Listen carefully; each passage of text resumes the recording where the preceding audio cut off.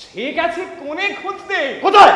ওই যে মজা দিঘির পারে বাঁশতলায়। সেখানে যে আমারই বাড়ি। তবে ঠিক হয়েছে, তোমার মেয়ে আছে। আছে। এইবার তোমার মেয়ের পাত্র জুটলো। শোনো, তাহলে আর দেরি করা নয়, এক্ষুনি বেরিয়ে পড়ো। কোণে দেখার পরেই বরকে দেখা হয়তো সহজ হবে না। ঠিক কথা। ওটা কি হবে? বড্ড রোদ্দুর, টুপির বদন করে পড়বো।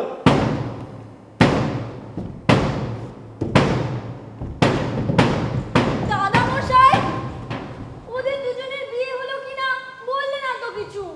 বিয়ে? বিয়ে? হ্যাঁ হ্যাঁ, বিয়ে। বিয়ে না হলে কি রক্ষে আছে? তারপর তোমার সঙ্গে ওদের দেখা হয়েছিল? হ্যাঁ, হয়েছিল হয়েছিল। তখন ভোর 4:30। রাস্তায় ক্যাশপাতি নেবেনি, দেখতে পেলুম নতুন বউ তার বরকে ধরে নিয়ে চলেছে। কোথায়? নতুন বাজারে মানকচু কিনতে। মানকচু? হ্যাঁ, বর আপত্তি করেছিল। কেন? বলেছিল অত্যন্ত দরকার হলে বরঞ্চ কাঁঠাল কিনে আনতে পারি, কিন্তু মানকচু পারবো না। তারপর কি হলো? আনতে হলো মানকচু কাঁধে করে।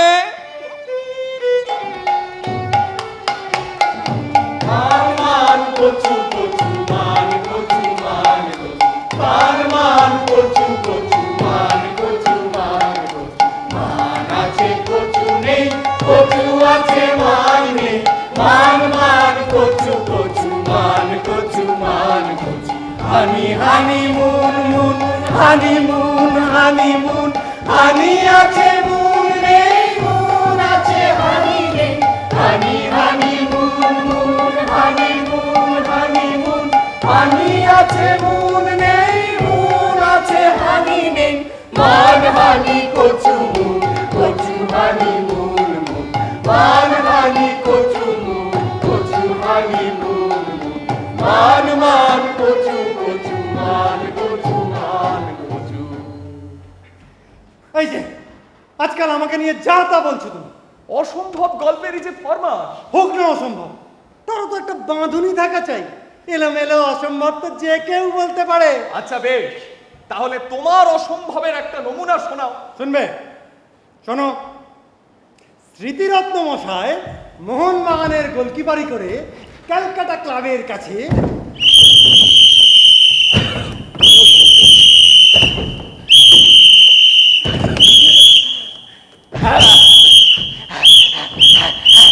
একে একে পাঁচটা গোল খেলেন, কিন্তু খেয়েও খিদে মিটলো না, বরং উল্টো হলো, পেট চোঁ চোঁ করতে লাগলো। সামনে পেলেন অক্টোলনি মনুমেন্ট, নিচ থেকে চাটতে চাটতে চূড়ো পর্যন্ত দিলেন চেটে। এমন সময় বদরুদ্দিন মিয়া সেনেট হলে বসে জুতো সেলাই করছিলেন।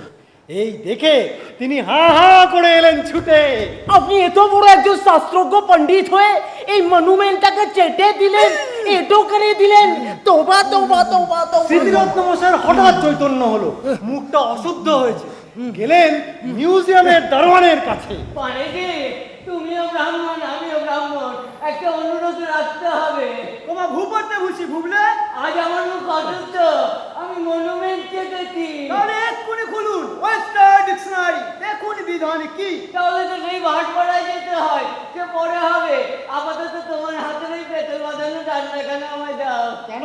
এটা তুমি কি করবে? চোখে কি কয়লার গুঁড়ো পড়েছে নাকি? সে কি তুমি জানলে কি করে? সে তো দিন পড়েছিল, তারপরে উল্টো ডিঙিতে ছুটলুম যকৃতি বিকৃতির বড় ডাক্তার ম্যাকার্টনি সাহেবের কাছে। তা তিনি নারকেল ডাঙা থেকে সাবলা নিয়ে সাফ করে দিলেন। তাহলে এখন তোমার ডান্ডায় কি প্রয়োজন? দাঁতন করতে হবে। ও তাই বলো, এই না।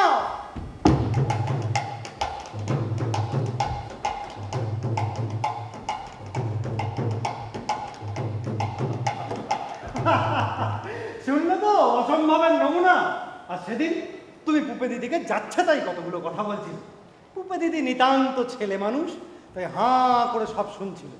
ও অদ্ভুত কথা যদি বলতেই হয়, তার মধ্যে তো একটা কারিগরি থাকা চাই। আচ্ছা ঠিক আছে, তাহলে আমার অসম্ভবের একটা নতুন নমুনা শোনাই।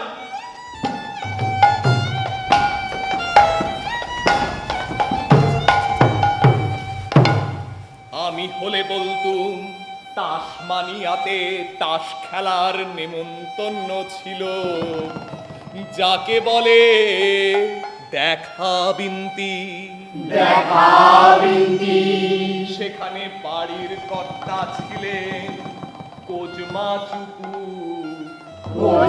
চুকু, আর গিন্নির নাম ছিল শ্রীমতী হাচিয়েন্দানি করুণকুনা।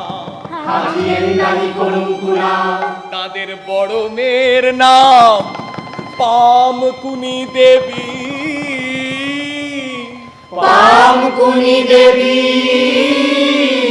সহস্তে রেঁধেছিলেন কিন্তিনাবুর মেরিউনাথু। এ তো গেল তরকারি, আর জ্বালা জ্বালা ভর্তি ছিল কাং চুটোর সাংচানি।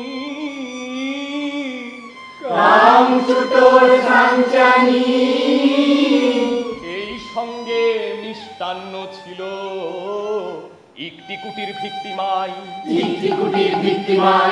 প্রথমে ওদের পোষা হাতি এসে পা দিয়ে সেগুলোকে দোলে দিল। তারপর ওদের দেশের সবচেয়ে বড় জানোয়ার মানুষে, গরুতে আর সিংহিতে মিশলো, যাকে ওরা বলে গান্ডি সাংডুং। তার কাঁটাওয়ালা জিভ দিয়ে চেটে চেটে কতকটা নরম করে আনলে। তারপর 300 লোকের পাতের সামনে দমাদম হামন্তিস্তার শব্দ উঠতে লাগলো। ওরা বলে সেই আওয়াজ শুনলে ওদের জিভে জল আসে। দূর পাড়া থেকে সেই শব্দ শুনে ভিখিরি আসে দলে দলে। খেতে খেতে যাদের দাঁত ভেঙে যায়, তারা সেই দাঁত দান করে যান বাড়ির কর্তাকে। তিনি সেই দাঁত ব্যাংকে পাঠিয়ে দেন জমা করে রাখতে। উইল করে দিয়ে যান ছেলেদের। যার তো বিলে যত দাঁত তার তত নাম। তাদের আমি তাদের তুমি তাদের খুব দাম। যার তো বিলে যত দাঁত তার তত নাম। তাদের আমি তাদের তুমি তাদের খুব দাম। দাদামশাই, গান্ডি সাংডুং কি দিয়ে যেন তৈরি বললে? ওই যে মানুষ, গরু আর সিংহ। এর মধ্যে বাঘ নেই কেন? কি ব্যাপার বলো তো দিদি, তোমার হঠাৎ বাঘের কথা মনে পড়লো কেন? আচ্ছা, বুঝতে পেরেছি, তুমি তো এই গত সপ্তাহে সার্কাস দেখে এসেছো। তোমার মনটা এখন বাঘের বাসা হয়ে রয়েছে। বাঘের সঙ্গে, বাঘের মাসির সঙ্গে তোমার দারুণ ভাব জমেছে। আমরা যখন কেউ থাকি নে, তখনই ওদের মজলিস জমে। আমার কাছে নাপিতের খবর নিচ্ছিল। কেন? নাপিতের কি দরকার? আমাকে অত্যন্ত ধরে পড়েছে। খোঁচা খোঁচা হয়ে উঠেছে ওর গোঁফ। ও কামাতে চায়। এই গোপ কামানোর বুদ্ধিটা ওর মাথায় এলো কি করে? চা খেয়ে বাবার পেয়ালায় তলানি যেটুকু বাকি থাকে, সেটা আমি বাঘকে খেতে দিই। সেদিন তাই খেতে এসে ও দেখতে পেয়েছিল পাঁচু বাবুকে। ওর বিশ্বাস গোঁফ কামালে ওর মুখখানা দেখাবে ঠিক ওই পাঁচু বাবুর মতো। কি বললে? পাঁচু বাবুর মতো? হ্যাঁ, এটা নিতান্ত অন্যায় ভাবেনি। কিন্তু দিদি, একটা মুশকিল আছে। দেখো, কামাতে কামাতে নাপিতকেই যদি সাবার করে দেয়, তাহলে যে কামানো শেষ হবেই না কোনোদিন। জানো দাদামশাই, বাঘেরা নাপিতকে কখনো খায় না। বলো কি? কেন বলো দেখি? খেলে ওদের পাপ হয়। ও, তাহলে কোনো ভয় নেই দিদি। এক কাজ করা যাবে, চৌরঙ্গিতে সাহেব নাপিতের দোকানে নিয়ে যাওয়া যাবে। হ্যাঁ, তাহলে ভারী মজা হবে। সাহেবকে নিশ্চয়ই খাবে না, ঘৃণা করবে। খাওয়া ছোঁয়ার ব্যাপারে বাঘেদের এত বাজ বিচার আছে, সেটা তুমি জানলে কি করে দিদি? আমি সব জানি। ও, আর আমি বুঝি জানি না? কি জানো বলো তো? বাঘেরা কখনো চাষি কৈবর্তের মাংস খায় না, বিশেষত যারা গঙ্গার পশ্চিম পারে থাকে। শাস্ত্রে বারণ আছে। আর যারা পূব পাড়ে থাকে?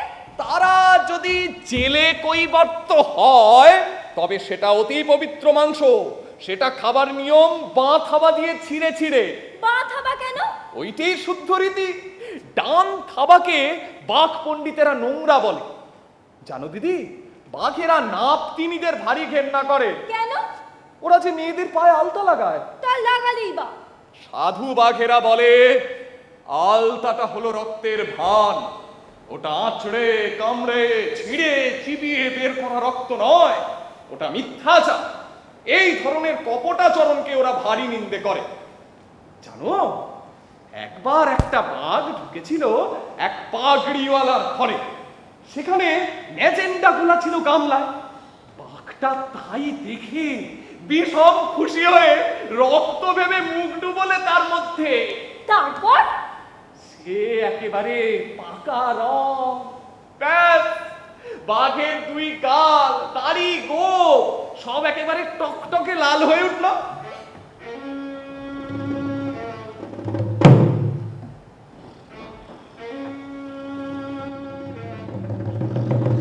নিবিড় বনে, যেখানে বাঘেদের পুরুত মারা, মোষ মারা গ্রামে, সেখানে আসতেই ওদের আচারি শিরোমণি বলে উঠল, একই কাণ্ড! তোমার সমস্ত মুখ লাল কেন? গন্ডার মেরে রক্ত খেয়ে এসেছি। মুখে তো রক্তের চিহ্ন দেখিনি, মুখে তো রক্তের গন্ধ নেই। ধরা পড়ে গেল মিথ্যে, পঞ্চায়েত বসে গেল। একে এ তো রক্তও নয়, পিত্তও নয়, মগজ নয়, মজ্জাও নয়। এ নিশ্চয়ই মানুষের পাড়ায় গিয়ে এমন রক্ত খেয়েছে যা নিরামিষ রক্ত, যা অসুচি।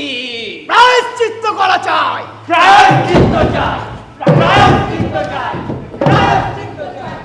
যদি প্রায়শ্চিত্ত না করতো? কি সর্বনাশ! ও যে পাঁচটা মেয়ের বাপ। বড় বড় খড়রকিনীদের গৌরীদানের বয়স হয়েছে। পেটের নিচে ল্যাজ গুটিয়ে 7 গন্ডা মোষ পণ দিতে চাইলেও বর জুটবে না।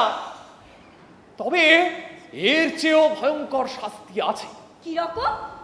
মরলে শ্রাদ্ধ করবার জন্য পুরুত পাওয়া যাবে না। শেষকালে হয়তো ওই বেত জঙ্গল গাঁ থেকে নেকড়ে বেঘো পুরুত আনতে হবে। সে ভারী লজ্জা, 7 পুরুষের মাথা হেঁট। আচ্ছা দাদামশাই, বাঘেরা তাহলে খুব ধার্মিক? ধার্মিক না হলে কি আর এত নিয়ম বাজিয়ে চলে? সেই জন্যেই তো শিয়ালেরা ওদের ভারী ভক্তি করে। বাঘের এঁটো প্রসাদ পাবার জন্যে ওরা বর্তিয়ে যায়। মাঘের ত্রয়োদশীতে যদি মঙ্গলবার পড়ে, তাহলে সেদিন ভোর থাকতে ঠিক 1.5 প্রহরে বুড়ো বাঘের পা চেটে আসা শিয়ালেদের ভারী পুণ্যকর্ম। কত শিয়াল প্রাণ দিয়েছে এই পুণ্য লাভের জন্যে।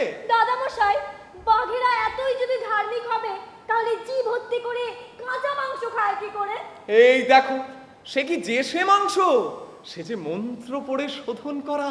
কি রকম মন্ত্র? ওদের সনাতন হালুম মন্ত্র। সেই মন্ত্র পড়ে তবে ওরা জীব হত্যা করে। তাকে কি হত্যা বলে? যদি হালুম মন্ত্র বলতে ভুলে যায়? বাঘ পুঙ্গব পণ্ডিতের মতে মন্ত্র না পড়ে ওরা যে জীবকে মারে, পরজন্মে ঠিক সেই জীব হয়েই জন্মায়। ওদের ভারী ভয়, পাছে মানুষ হয়ে জন্মাতে হয়। কেন? ওরা বলে, হালুম মানুষের সর্বাঙ্গে টাক পড়া, কি কুস্তি! তারপর সামান্য একটা লেজ, তাও নেই মানুষের শরীরে। পিঠের মাছি দাঁড়াবার জন্যই ওদের বিয়ে করতে হয়। আবার দেখো না, ওরা খাড়া দাঁড়িয়ে সঙ্গের মতো কেমন 2 পায়ে মর দিয়ে হাঁটে, দেখে আমরা হেসে মরি। হালুম আধুনিক বাঘেদের মধ্যে সর্বাপেক্ষা জ্ঞানী শাউর দৌল্য তত্ত্বরত্ন বলেন, হালুম জীব সৃষ্টির শেষ পালায় যখন বিশ্বকর্মার মালমশলা সমস্তই কাবার হয়ে এলো, ঠিক তখনই হঠাৎ তার মানুষ গড়বার শখ হলো। তাই তাদের পায়ের তলার জন্যে থাবা তো দূরে থাক, কয়েক টুকরো খুঁড়ের জোগাড়ও করতে পারলেন না। জুতো পরে তবে ওরা পায়ের লজ্জা নিবারণ করতে পারে, আর গায়ের লজ্জাটাকে কাপড়ে জড়িয়ে। এই পৃথিবীর মধ্যে ওরাই হচ্ছে একমাত্র লজ্জিত জীব। এত লজ্জা জীবলোকে আর কোথাও নেই। দাদামশাই, বাঘেদের বুঝি ভারী অহংকার? ভয়ানক। সেই জন্যই তো ওরা এত জাত বাঁচিয়ে চলে। জানো দিদি, একবার জাতের দোহাই পেরে একটা বাঘের খাওয়া বন্ধ করেছিল একজন মানুষের মেয়ে। তাই নিয়ে আমাদের সে আবার একটা গান লিখেছে, শুনবে? শোনাও না। সে